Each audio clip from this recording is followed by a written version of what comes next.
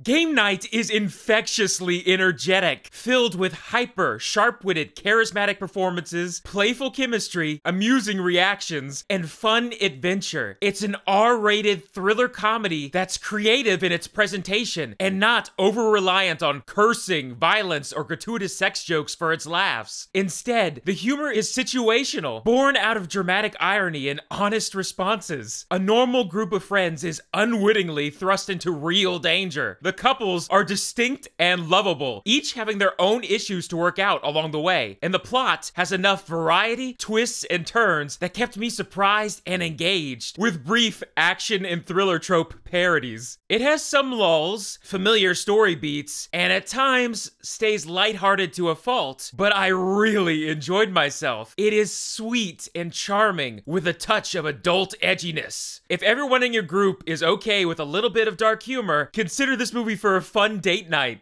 This review will contain spoilers for Acts 1 and 2. A timestamp for my star rating and pros cons chart is in the description. Game night starts off with an up-askew prologue, chronicling the destined relationship of two uber-competitive gamesters, Max and Annie. Years later, they are well-off, happily married, and as passionate as ever about winning games together. Though, Max and Annie are having trouble getting pregnant, mainly due to Max's high anxiety levels, which aren't helped when his rich, overachieving brother Brooks comes to town. Not impressed with Max and Annie's game night activities, Brooks invites their group of friends over to his rental mansion for a fake kidnapping mystery adventure. One problem: real kidnappers show up and take Brooks hostage, while the party guests assume it's all part of the game. Will they be too caught up in their own competition, fake clues, and relationship problems to figure out the real danger they are in? Can the couples unknowingly bumble their way around town to save Brooks in time?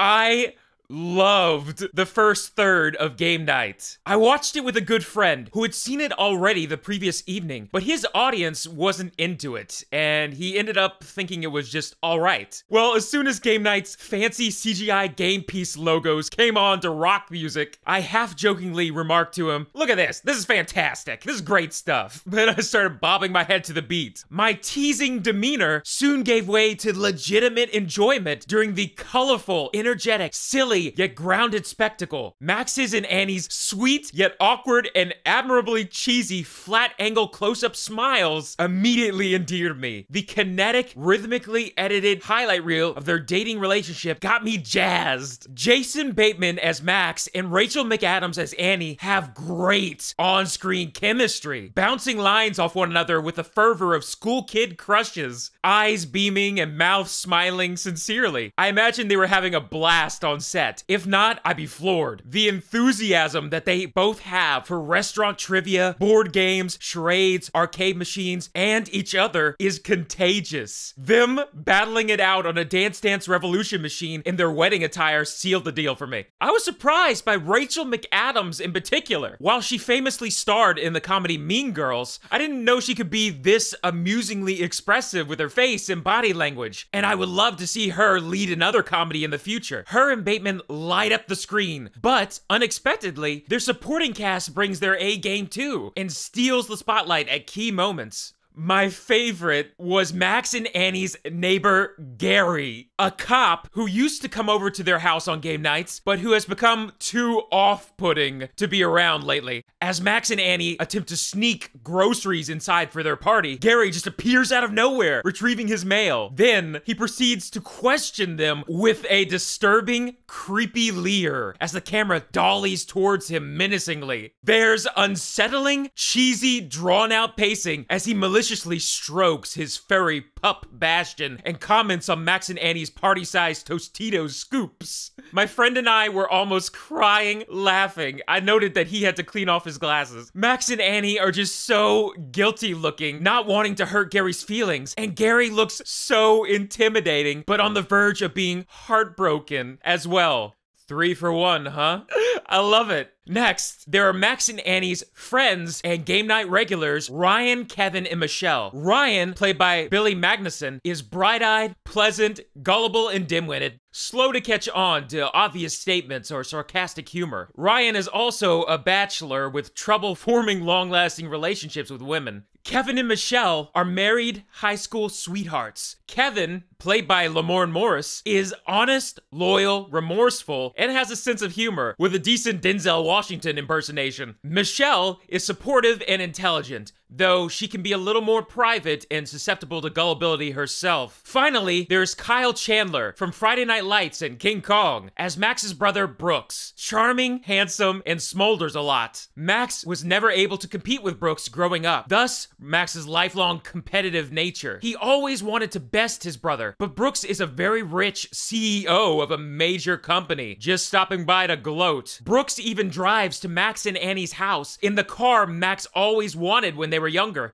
All of these characters and couples are given time to shine, and they have good, if familiar and predictable, story arcs. Max and Annie want to have a baby, but Max is unsure. Ryan can't commit to women, and his new date, Sarah, is no pushover floozy like the rest of his dates that he brings over on game nights. And Kevin and Michelle find out one of them was keeping a secret from the other, and the other won't let it go. And Brooks isn't quite who he claims to be, which is made quite apparent shortly after his kidnapping. Game Night manages to balance all of these character threads well, without letting them bog down the fun. In fact, frequently, the character progression is intertwined with scenes of humor, and the movie is quite good at gracefully switching tones without feeling forced. The idea of a group of friends unwittingly stumbling through real danger while they think it's all pretend is a great concept. When I was little, my parents bought me a DVD from the dollar bin at Walmart, Bill Murray's The Man Who Knew Too Little. In that movie, Murray's brother sends him on a fake spy adventure too, only Murray gets involved with real spies and terrorists. And the whole movie, Murray remains oblivious. So, I was excited to see Game Night's fresh take on the subject. Things start off on a high note, as the home invaders and Brooks have an all-out, extended, John Wick-style, hand-to-hand, brutal brawl around the house, while the party guests compliment the choreography and partake in some cheese and crackers. Then, the couples are split into 3 teams, trying to solve the game riddles to find Brooks's real-life kidnappers. There's some sabotage and sketchy tactics, and I'm reminded of Rat Race. Rat Race meets The Man Who Knew Too Little? Nice! I couldn't wait to see these couples on their separate plot lines, running around town for fake clues and interacting with the bad guys in different ways. Well, this is my first little disappointment with Game Night. The jig is up too early. Within the first half of the film, the whole gang realizes that Brooks was really kidnapped. My hopes of seeing funny coincidence writing to keep the characters unrealistically in the dark for as long as possible were dashed. There's some serious injury and a car chase, and I was worried that the movie was completely swapping to a straight R-rated thriller tone. Luckily, it does pull back and firmly replant its flag into comedy territory. The violence and threat actually adds to the laughs, providing small frights and tension that allow for relatable expressions of disbelief and panic. Game Night hooks you with characters and wit. Then, it puts you a little on edge for their safety with the R rating. It never gets too dark, though there are some blood and gunshot wounds, and some characters may not walk away intact. This is quite exciting. Another highlight of the film is when Annie has to clean Max's wound. Annie's thoughtfulness and their sweet love for each other shine through. There's squeam-inducing visuals that should play great to a date night audience. Don't worry, the characters are squeaming with you. That's part of the fun of Game Night. Max and Annie are comfortable everyman types with realistic reactions to their circumstances. They are nice, kind-hearted, hyper, golly gee people forced to handle life or death situations. Though, they are also sharp-minded and smart enough to realistically adapt. Speaking of sharp-minded, I could tell that Game Night's directors, John Francis Daley and Jonathan Goldstein, are hungry for more movie making. Their only other major directing credit appears to be the Vacation reboot with Ed Helms. With Game Night, I could tell that they were stacking their portfolio for everything. They have a firm understanding of utilizing camera work to poke fun at genre conventions, zombie movies, horror, thriller, cool quick cut transition edits straight out of Edgar Wright's playbook, and solid staging of action sequences, not by comedy standards, by action movie standards. There is a one-shot, long-take action sequence that is lengthier and more involved than anything I've seen out of even serious films lately. I have not been that impressed with a long-shot sequence since the stairwell fight in Daredevil Season 2. Careful pre-production was put into Game Night, and it shows in spades. Another lovely touch is a blurring technique that they used to make the buildings look like plastic model game pieces during establishing shots. Game Night has some style. Keep an eye out on these directors. We might have another Lord and Miller on our hands, if we're lucky. Or maybe that team that's directing Infinity War as well. What's with these comedy duo directors being offered superhero movies? I don't know. Having said all of that, some negatives besides the dropped premise. I knew where the character arcs were going, which sometimes killed the buzz. Max and Annie's arc and Max and Brooks's arc can create lulls in the fun. Fortunately, I cared about their characters so much, and the actors performed it all sincerely enough that I was okay with it. The plotting is definitely more clever than the character growth, and the emotions aren't really nailed because the characters keep cracking wise. Specifically, Annie, during a heart-to-heart scene in front of a bookcase. The filmmakers should feel more confident in their ability to get serious and then recover. They need to trust that being vulnerable and sincere for a full scene will not alienate the audience, just as they trusted that being a straight action thriller in some scenes didn't turn us off either. We care for the characters and don't mind if they let their sarcastic guard down. In fact, I would have liked them even more. Speaking of which, a lot of the humor is based around modern comedy sarcasm, quick spitballing. Though, Game Night has a decent script, and the improv doesn't really feel like improv most of the time, besides an early scene in the doctor's office that could have been trimmed a bit. Be warned, if you don't like fast-talking, hyper, hammy, and smart-ass banter, then Game Night might not be your cup of tea. In real life, I can see this blunt honesty and these facial reactions coming off as obnoxious and rude. Max and Annie aren't trying to be those things, but some viewers may find their performance style condescending or too over-the-top. Additionally, things that we find out about the brother are kinda swept under the rug in the name of, hey, he's family! At a certain point, there's a list of stuff Brooks might have been involved in, and it's pretty damning. Game Night brushes this off to keep things peppy, which some audience members might not be able to let slide. Similarly, a death or two may be shrugged off to keep things lighthearted, when the characters should definitely be much more freaked out. The movie could have also done a better job of incorporating Game Night concepts into the real-life adventure.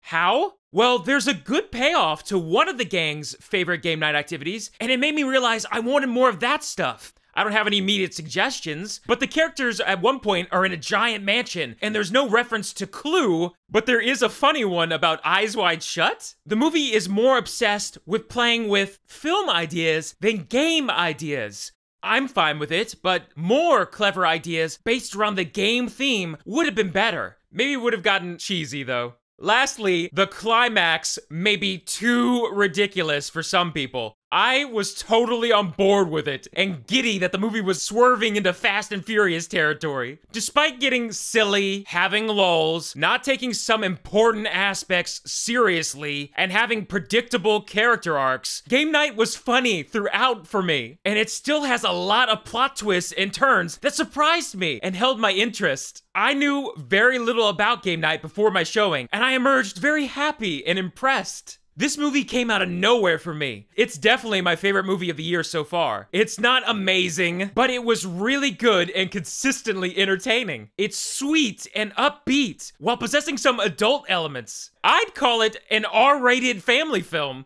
if that makes any sense. Great cast and chemistry. Just a good time at the movies. Bring someone with you who's in a mood to laugh. As I said earlier, my friend thought Game Night was just alright when he saw it with an audience that wasn't into it. Then he saw it with me, and we were both crying laughing at different points, egging each other on. Moreover, the film has a good message about what we have to give up to become responsible people and move on with our life. How could Frito-Lay profit from that? I give Game Night 4 out of 5 stars. Really recommend it, especially if you have a group of good friends who love to laugh together.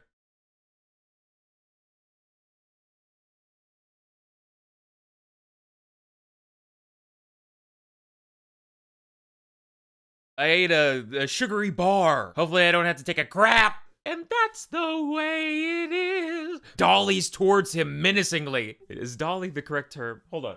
I'm gonna look up camera dolly right now. Dang it. It's search for just dolly. Dolly. The camera is set on tracks or wheels and moved towards or back from the subject. Damn it, I got it right. Yeah, that's what I'm talking about. I'm just trying to be humble. Trouble forming long-lasting relationships with women. With women? Be warned. If you don't like fast-talking, hyper, hammy, and smart-ass banter, why are you listening to this review? How could Frito... I guess I like this one a lot.